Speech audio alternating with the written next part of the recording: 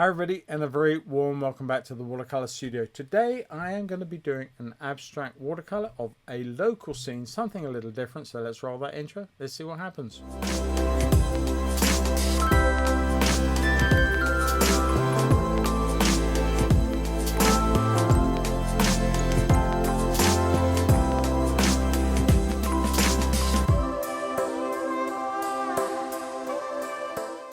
Hi everybody, and a very warm welcome back. Now, as I said just now, I'm going to be doing an abstract watercolour for you this afternoon, and I'm going to make it of a local scene. Now, the reason for that is one of my students recently said to me that he absolutely loves all the abstracts in my gallery, all those that are in the front window, and obviously so do a lot of other people because they're very, very popular and they sell quite readily. But he said to me, or he suggested to me, that it'd be really lovely that if I took a local motif, something really recognizable to everybody in the area, and abstract that, see what I come up with. And I thought, that's not a bad idea. So I took him at his word. So what I'm going to do now is I'm going to take a local scene, something that is really, really recognizable, and I'm going to put an abstract spin on it and see how it turns out. So join me now. Let's get on and let's see what happens. Okay everybody, let's get straight on with this. Now, first and foremost, the paper. It is a 12 by 16 hot press paper. Now, before we go any further, you can use any surface you like for doing an abstract on. You can use hot press, which this is. You can use a knot or semi-rough surface, and you can use a rough surface. I favor hot press because it's smooth, and if I want to put any ink on there, it really works quite well. And because it's hot press, for some reason the surface does not give way to a whole raft of misuse and abuse that I might choose to give it during the course of doing an abstract. So that's why I use a hot press. For some reason it just tends to hold up on the surface, unlike rough and knot, which the surface will start to tear and give way quite soon. So a little bit about the paint before we go any further on that. We have my ceramic palette, not my normal palette that I normally work with conventional watercolors. My abstract colors that I tend to stick with are Payne's Grey, the translucent orange, Aureolin yellow, and Indian yellow. You could always use lemon yellow and cadmium yellow if you don't have these two. And this one is vermilion. You can also use cadmium red. This is magenta. You can also use alizarin crimson, as long as it's the permanent one and not the fugitive normal one. Cobalt blue and ultramarine blue. Now, these can all pretty much be substituted, as I've just said, with other colors. They're just put in there for me, and I just enjoy these colors when it comes to my abstracts. So this is going to be a local scene that I'm going to try and abuse in a way and treat in a very different way to the norm. I don't want something that is conventionally a watercolor statement or painting of what I've got here. I wanted to try and produce something that is quite different and quite abstracted, but I do need to have a decision about the main forms. Now, these are two Napoleonic towers. These are what called Martello towers, and they are dotted all the way along the coastline from sort of Folkestone and Dover all the way through to, I think, Rye. There used to be a lot more than there are now. Some have fallen into misuse, but where I live in Dymchurch and through Hythe, there are probably about 5 or 6 of them. Probably a greater concentration of them than anywhere else at the moment, and hopefully that remains the case. Some of them have actually been turned into houses, and I think 2 of them are now actually occupied by families. Right, now then, I've got a pencil to do this. Normally I really wouldn't bother with the pencil when I come in to do an abstract. I just wanted to have a little bit of fun with some of the forms, just to give myself a little bit of an idea when it comes to this. So I'm going to put these in very quickly, very loosely. There's one little box. Now it could actually be a little wider, maybe something like that. And then we come this way and we've got the other one down here. That is pretty much all I want to do, just to give myself a bit of a reference, a bit of guide.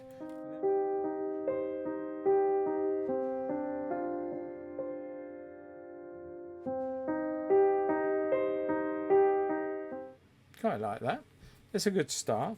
We're just going to put up now some area of ground between them. There is a boat here. I'm not actually going to put that in. I don't need that. A bit of ground in the background.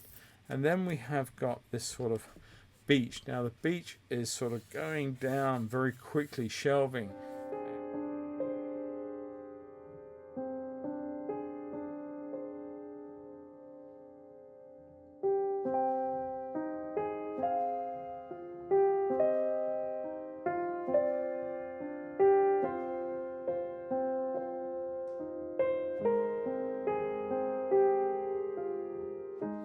Way up here somewhere are the military firing ranges for the British Army, and they are, that's a little high, they are occupied and firing sort of pretty much all year round, and there's very few opportunities for anybody to go along here and do walking. Sometimes you can. There is a little website, I believe, that you can go on to just to see if they are actually firing, or at least the dates that they are not, which then allow you to go along and walk the beach past the ranges.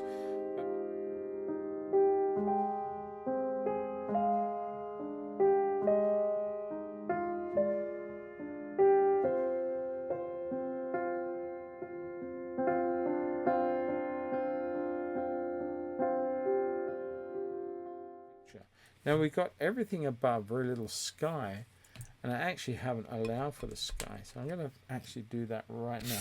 I'll put a bit of blue in there, a little bit of yellow. Be careful, it will turn green on you. And I'm going to literally spray that and just tip it, see what happens.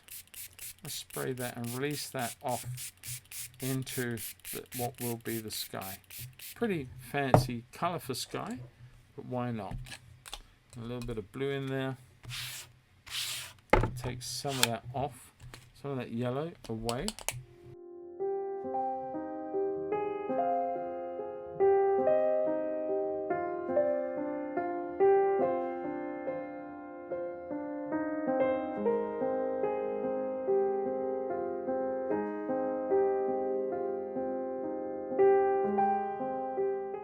I might enlarge these towers up here, make them more, give them more stature, more presence, like that. And then these could be where the banks are, the stone banks that hold the numbers. I might make that happen like that. I'm going to give this a little bit more warmth, this tower. I don't want to go any closer really to the top, because I'm getting sort of dangerously close, where if I want to mount that, it's going to be too close to the top of the painting. Quite like that blue in the bottom of that. A little bit of cobalt really works quite well. Get a nice sense of the tower. Now here I'm going to put in a little more height to this one, somewhere about there, like that. A little further away, so the blue is a little different. Just a slight warming up on the top, maybe, like that. Scratch that through. There we go.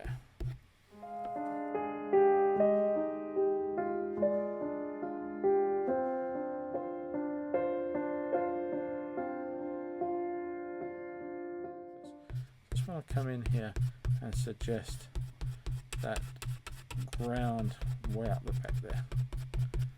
Lots of little trees and shrubs going on here, like that, using the corner, the soft corner of this credit card.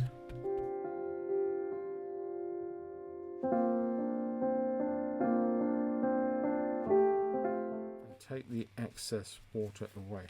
Okay, I'm quite happy with that. Hopefully that will dry off a bit paler. I'm going to make that a little darker there, so it does look like it's part of this here. And that's all I really need to do. I'm going to leave that alone now for the moment. I'm going to come in here, I'm going to look at my sea, and I'm going to use some ultramarine blue, little bit of magenta to that, probably way too much. these act more like palette knives in a way, but you can cut them to any shape you want to, and they don't cost as much as palette knives, so you can have a whole heap of fun with them. I just want to come through here, scratching in some information that could represent our sea, right off to the edge there.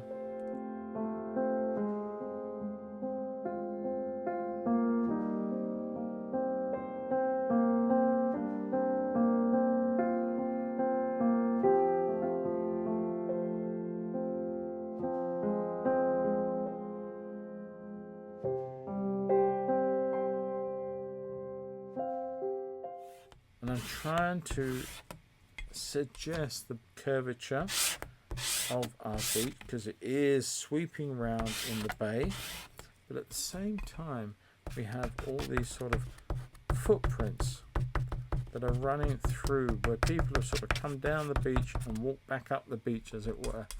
And yeah, it's just a whole raft of lots of prints, depressions in the shingle. That's all this is. But you can actually use them to suggest the angle of a beach. We've got the angle coming around here. Now I'm trying to suggest the angle that people are moving through the environment. They're moving through the beach and leaving these little depressions. And of course they're getting thicker, deeper, wider depressions in the foreground, and they're getting very, very tiny as they go there. We've got a bit of flat area here. I'm going to clean the edge of that off and bring in some orange.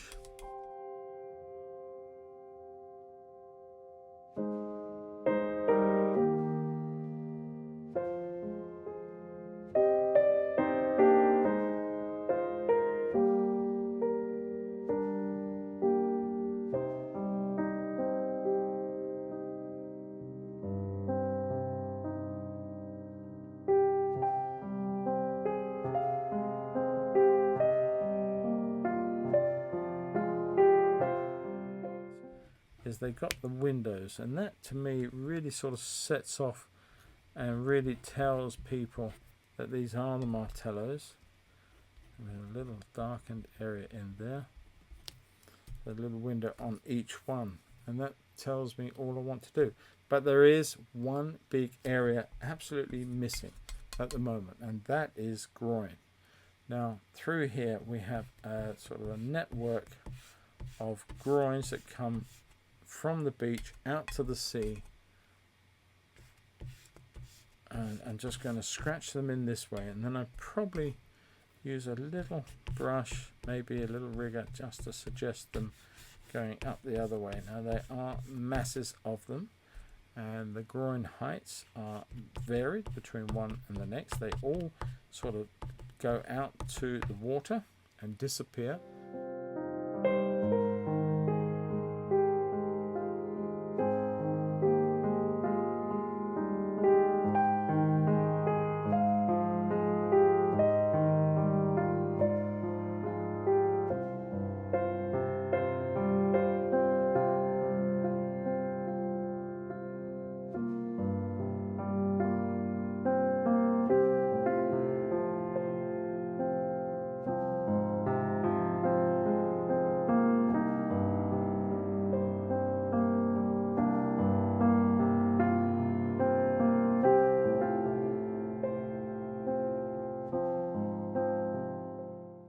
Quite like the idea of the groins, and to me that's what Fisherman's Beach is about. This lovely shingle beach. We've got the Martello Towers, we've got the ranges behind, and to cap it all we have this rather splendid display of post and rail, as it were, groins. A little line through there. Right, I like that. Now I'm going to do a little bit of a splatter, why not? Just to play around with some of these darks here. A little bit of a dark splatter, just to suggest some of these stones. I don't want to go too heavy of it because it becomes very, very contrived, suggesting the shingle. So I think that's probably a little bit of red in that, maybe, just to mix up some of the colour.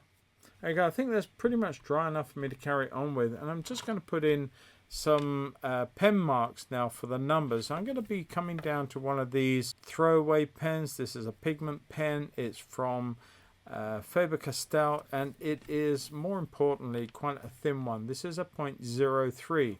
I'm just looking that the number 7 is about there, and it goes 15, 16, 17. That's just going to put in 15, 16, 17.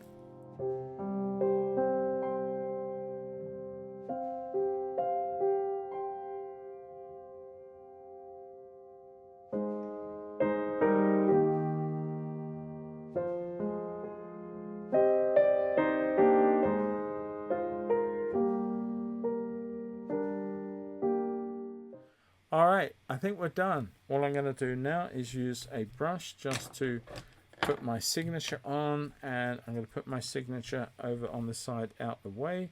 So there we go. Okay everybody, I had a whole heap of fun with that. I always do when it comes to splashing paint around and seeing what comes out of the mix, as it were. Now this was really important to me because I wanted to do a local motif. This is the Martello Towers at Fisherman's Beach in Hythe. It's well known to locals, and it's one place that a lot of visitors go to when they arrive in Hythe. As I say, I had a lot of fun doing it, and I do hope that you guys will have a go at this one yourself. Not necessarily this subject, although I will put the reference up on my Patreon for you to download if you would like to do that. But I would suggest more that you go out to your local environment, your locality, your home, wherever you are in the world, and find something that you really love. Something that is so instantly recognizable by everybody you know and by visitors that they go for. Find that motif and see what you can do by manipulating it and abstracting it. Just see what comes out of the mix. It really doesn't matter how it ends up. Just have fun trying. Enjoy throwing the paint around, seeing what turns up. You never know, you may just surprise yourself and come up with something you really, really love. Now, if you have enjoyed this, or indeed any other of my videos, there are a couple of things you can do. One is, I hope you would like to subscribe to the channel. If you feel that I've done a good job, if you feel you've enjoyed what I do, then please help the channel by supporting it and subscribe to the channel. It really does help it grow, and it helps a lot more people around the world just like you who are trying to learn to paint in watercolors. And at the same time, I have a Patreon. There are a couple of tiers on there. There are a $5 and a $10 tier that you can get involved with, and some of those videos are absolutely exclusive each and every month, not to be seen elsewhere. So well worth checking out, and I'd love to welcome you on board as my latest patron. There is, of course, my Sky course. It's just £67. Well worth checking out, and I'd love to invite you to come onto there. And then there's so many tutorials to help you paint skies in watercolor. There is also, I'm doing a lot of pitching right now, I do apologize, but there is also a new course in development that will be out, I hope, by the end of July. Look out for it, and it's going to be a little bit cheaper than £67, and it's all about an introduction to ink and wash in watercolor. So check that one out when it comes, and again, I'd love to see you on board and help you out with that aspect. Now, on top of that, if you're not a patron and you don't sort of subscribe in any other way, if you enjoy the content that I make, every part of my content on this channel, there are over 297 videos now for you to enjoy on my YouTube channel, and there is my sister channel as well, which is my mobile studio. But if you enjoy those, it's all free. But if you would like to help, consider helping me support all those efforts, all the materials it costs for me to buy to make these videos, the time, the effort, the editing, all those things. None of it is easy to do, gotta say, and it does take a whole heap of time out of my week each and every week of the year. So if you want to help me out, you can always buy me a coffee. Now that link is down below. You don't have to be a member of anything. You can just go on it, and if you want to give me a little tip, buy me a coffee, that would be awesome, and your generosity will go a long way to helping me sustain my efforts on this channel. Enough of the plugging. I am going to get on, and as I said just now, I'm going to get on and do another video really, really soon. I look forward to your company as well. So take care, stay safe, enjoy your painting wherever you are. All the best, guys. Bye-bye.